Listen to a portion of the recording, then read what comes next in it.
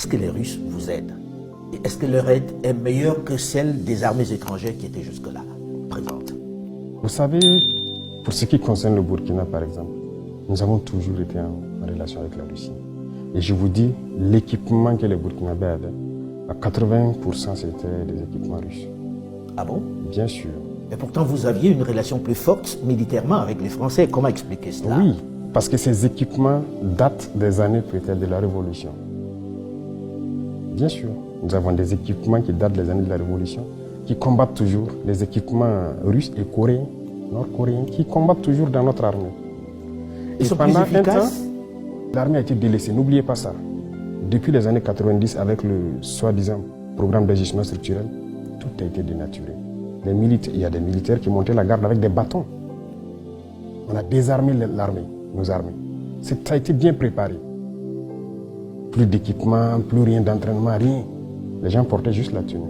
Et le terrorisme s'invite à la danse, quelques années plus tard.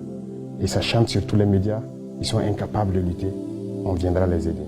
Et le terrorisme ne fait que gagner du terrain. Aujourd'hui, avec la Russie, la relation est d'abord stratégique. Ça, je pense que vous le comprenez beaucoup mieux que nous. Et avec la Russie, il n'y a pas cet équipement que nous souhaitons payer avec eux, qu'ils ne vendent pas. Les autres nous font des restrictions. Ils vous disent que vous ne pouvez pas acheter ce type d'armes? Bien sûr. Or, les Russes vous vendent tout ce que vous voulez. Tout ce qu'on veut. Jusqu'à l'instant T où je vous parle, on nous bloque des licences de certains avions. Il y a des types d'armes qu'ils ne vont jamais nous vendre. Et comment on vous l'explique, ces restrictions? Ça vous, je pose la question, où est l'amitié? Qu'est-ce qu'ils veulent? Il y a beaucoup de pays, les Russes, les Chinois, les Turcs, les Coréens, ainsi de suite. Il n'y a aucune restriction. Avec l'Iran, tout ce qu'on veut, ils vont nous faire le point. Si on peut payer, on paye. Mais avec ces États qui étaient là, soi-disant nos amis, il y a des restrictions. Il y en a même qui sont arrivés à nous dire qu'ils ne peuvent rien nous vendre qui est létal.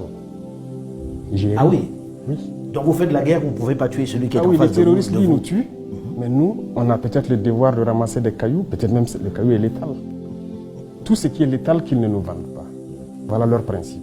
Alors aujourd'hui, avec la Russie, qu'est-ce qu'ils prennent en retour? On sait bien qu'il n'existe pas d'amitié entre les États. C'est toujours des intérêts. Chacun vient pour ses intérêts.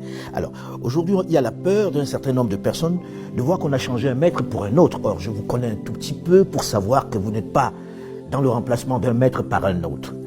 Que vous donnez-vous aux Russes très concrètement pour qu'ils soient là? Est-ce qu'ils prennent des minerais? Comment vous les payez? Est-ce que vous êtes en train de vendre une portion du territoire? C'est quoi le deal? Si c'était ça le deal, de quitter vraiment un maître pour un autre, on préfère mourir. Parce que quand on dit la patrie ou la mort, ça a tout son sens. Non, ce n'est que du média mensonge encore. Et malheureusement, on avait même vu des chefs d'État qui sont tombés dedans, qui sont allés raconter du mensonge, soi-disant qu'on a donné des mines à des Russes, à notre partie sud. Archi faux. Il n'y a rien de donné aux Russes? Archi faux. Même pas une mine? Pourquoi donner? Si les Russes veulent une mine, on a le code minier. Ils viennent s'intégrer dedans. On leur donne le permis, ils payent les impôts, et ils font tout ce qu'ils doivent faire comme les autres. Mais avec quoi vous payez alors les Russes? Ils ne viennent pas pour vos beaux yeux. Ah oui, avec quoi on les paye? D'abord, les Russes sont arrivés quand au Burkina, c'est la dernière fois que des instructeurs sont venus parce qu'ils doivent venir instruire les militaires sur des équipements. Et c'est avec tous les pays d'ailleurs. Ce n'est pas les Russes seulement. Quand on signe un contrat pour acquérir un équipement, on signe le contrat avec la formation. Il y a plein de Turcs ici. Pourquoi ils n'en parlent pas? Qui, eux, sont spécialisés dans les drones plutôt. On a payé des drones avec la Turquie avec un contrat d'assistance. Il y a plus d'un an. Tout le temps que nous sommes là, il y a les Turcs qui sont là. Pourquoi on n'en parle pas? Ils sont là, ils nous appuient. Ils ont formé nos équipages en Turquie. Ils viennent ici, ils les assistent. Et ils continuent de les former dans le pilotage, la maintenance et tout. On a le contrat sur un temps donné. Lorsque nos hommes seront bien drillés, ils vont partir.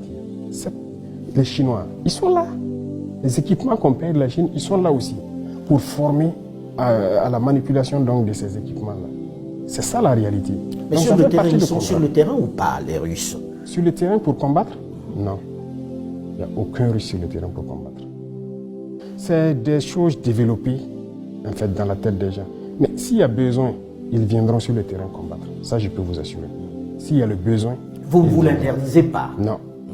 Sauf que pour l'instant, ils ne sont pas sur le terrain. Non, pour l'instant, on se bat sur eux. Ils nous appuient en termes de formation sur la logistique, formation tactique et tout. Ils nous appuient sur ce volet. Alors, j'avais posé la question avant qu'on ne fasse une digression sur votre bilan aujourd'hui sécuritaire. Parce qu'on a vu quelques mouvements de certaines populations qui s'impatientent un peu. Et puis, comme vous l'avez dit, le peuple est très résilient, mais à un moment donné, ça suffit. Alors, qu'est-ce que vous avez fait de façon à ce que les Burkinabés puissent dire le président Traoré est arrivé et il nous a réglé tel ou tel problème en interne? Ça, nous ne parlons pas. Et j'ai bien dit même à certaines ministres de la communication et autres, je ne veux pas que nous parlons trop de notre conquête. Laissez les villageois parler eux-mêmes. Il y a plusieurs villages qui ont été réinstallés, des écoles qui ont ouvert dans plusieurs zones. Mais souvent, le fait de dire qu'il n'y a pas d'avancée, ça amène les villageois eux-mêmes à faire des vidéos pour dire aux gens, c'est faux, vous mentez. Nous, en tout cas, on a quitté il y a tant d'années, mais on vient d'arriver, on est en sécurité. C'est dernièrement qu'il y a eu quelques reportages pour vraiment confirmer que les gens auraient pu... Il y a des déplacés qui sont rentrés chez eux. Qui même vendent aujourd'hui leurs activités de produits maraîchers sur le marché. Ça veut dire qu'ils sont rentrés il y a plusieurs mois, ils ont eu le temps de cultiver, ils ont fait plusieurs, des écoles ont ouvert. Parce que vous êtes passé à l'offensive ou parce que les VDP? L'offensive, c'est avec les VDP, bien sûr. Vous savez, je parlais tout de suite de patriotisme et de logistique.